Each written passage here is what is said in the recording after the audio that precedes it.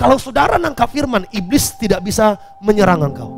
Tapi kalau saudara tidak nangkap firman, iblis dengan mudah memanipulasi pikiran. Makanya tantangan dengar firman itu banyak.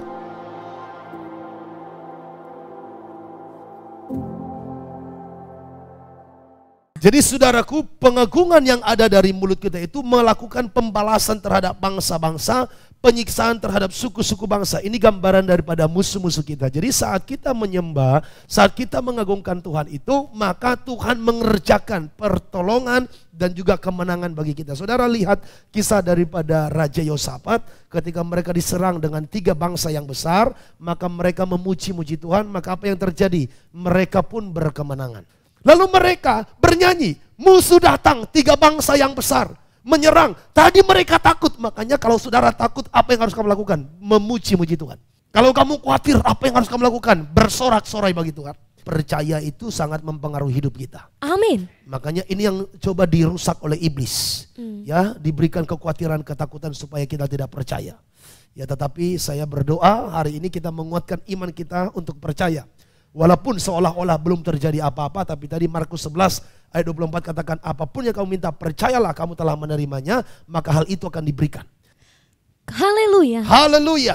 Sungguh bermazmur bagi Allah kita itu baik. Iya. Bahkan indah. Iya. Dan layaklah memuji-muji itu. Terus Tuhan membangun Yerusalem. Tuhan membangun Yerusalem. Ia mengumpulkan orang-orang Israel yang tercerai-berai. Iya. Ia menyembuhkan orang-orang yang patah hati dan membalut luka-luka mereka. Bahkan kuasa kesembuhan bekerja saat kita bermazmur dan memuji-muji Tuhan. Ada di sini yang dikatakan punya penyakit turunan atau saudara punya sakit yang sudah lama nggak sembuh-sembuh, masuk aja dalam pujian penyembahan. Alkitab berkata, ia menyembuhkan. Tuhan menyembuhkan orang-orang yang senang memuji-muji Tuhan. Tuhan menegakkan kembali orang-orang yang tertindas. Iya, ada di sini orang yang tertindas. Kalau kamu mau diangkat Tuhan ditegakkan, masuk dalam penyembahan. Tuhan menegakkan kembali orang-orang yang tertindas. Orang-orang yang dihinakan. Orang-orang yang diperlakukan tidak adil. Nah, kalau saudara keadaanmu saat ini tertindas, maka engkau mau meresponi itu dengan memuji-muji Tuhan. Tuhanku berjanji, Tuhan menegakkan kembali, diangkat. Tuhan senang dengan orang yang takut dan berharap. Jadi kalau mau disenangi Tuhan, jadilah orang yang berharap. Orang yang berharap itu yakin bahwa Tuhan pasti tolong. Itu yang berharap. Jadi kalau kita masih ragu-ragu, itu bukan berharap sama Tuhan. Terus ayat 12, perhatikan. Megahkanlah Tuhan, hai Yerusalem.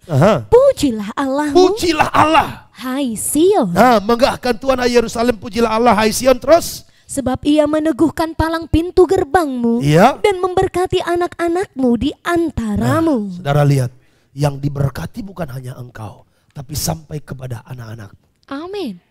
Orang-orang dari keturunan yang suka menyembah Tuhan diberkati. Yang meneguhkan palang pintu gerbangmu. Ya, bicara gerbang berarti kemuliaan. Ya, kalau orang lihat dari gerbang rumahnya, keren banget nih.